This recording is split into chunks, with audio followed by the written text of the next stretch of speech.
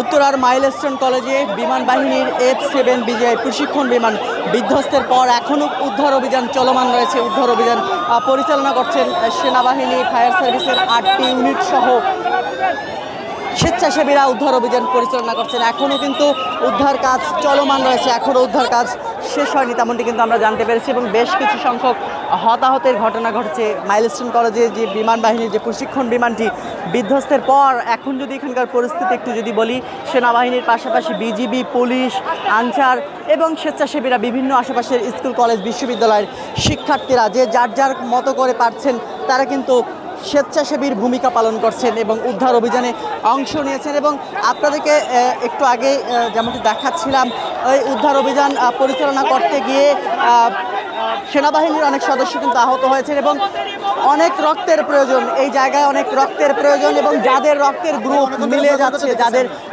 Group মিলে যাচ্ছে তারা কিন্তু হাসপাতালে যাচ্ছে,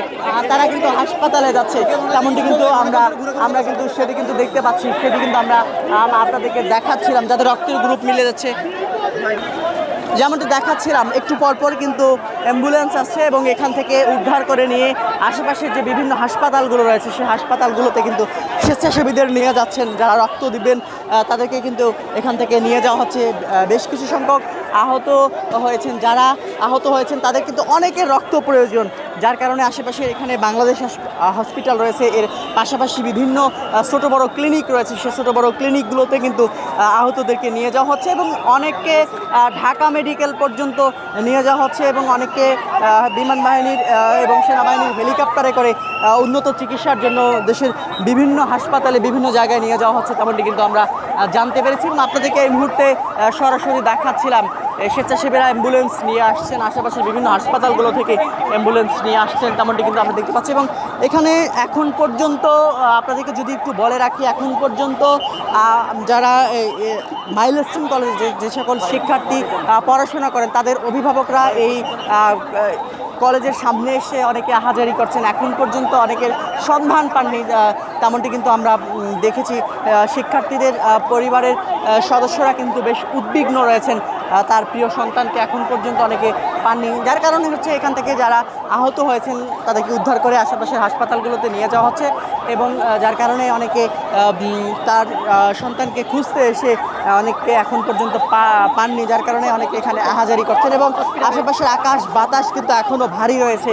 এই বিমান বিধ্বস্তের পর এই পরিবেশ যে পরিস্থিতি তৈরি হয়েছে এই এলাকা জুড়ে, সেটি কিন্তু আমরা আপনাদেরকে দেখাচ্ছিলাম। আইন শৃঙ্খলা রক্ষাকারী বাহিনীর সদস্যরা আশেপাশের যে পরিবেশ পরিস্থিতি, এই পরিবেশ পরিস্থিতি নিয়ন্ত্রণ করতে কিন্তু হিমশিম খাচ্ছে। বেশ কিছু সংখ্যক উৎসুক জনতা কিন্তু ভিড় করছেন, যার কারণে তাদের থামাতে গিয়ে উদ্ধার অভিযানে কিন্তু বেগ পেতে হচ্ছে, সেটি কিন্তু আমরা আপনাদেরকে এই মুহূর্তে সরাসরি দেখাচ্ছিলাম। প্রিয় দর্শক, ATN বাংলার মাধ্যমে সরাসরি দেখাচ্ছিলাম উত্তরার যে বিমান বিধ্বস্ত হয়েছে, বিমান বাহিনীর প্রশিক্ষণ বিমান বিধ্বস্ত হয়েছে, সেই প্রশিক্ষণ বিমান বিধ্বস্তের পর যে পরিবেশ পরিস্থিতি তৈরি হয়েছে সেই পরিবেশ পরিস্থিতির সর্বশেষ আপডেট কিন্তু আমরা আপনাদেরকে দিচ্ছিলাম। এখনও যদি একটু সর্বশেষ আপনাদেরকে একটু যদি বলে রাখি, এখনও উদ্ধার অভিযান চলমান রয়েছে। এই উদ্ধার অভিযানে কিন্তু এখন পর্যন্ত এখানে ফায়ার সার্ভিসের 8টি ইউনিটেরও বেশি টিম কাজ করছে, তেমনটি কিন্তু আমরা জেনেছি। পাশাপাশি সেনাবাহিনী, পুলিশ, আনসার থেকে শুরু করে আশেপাশের বিভিন্ন স্কুল, কলেজ, বিশ্ববিদ্যালয়ের শিক্ষার্থীরা স্বেচ্ছাসেবীর ভূমিকা পালন করছে, তেমনটি কিন্তু আমরা দেখতে পাচ্ছি।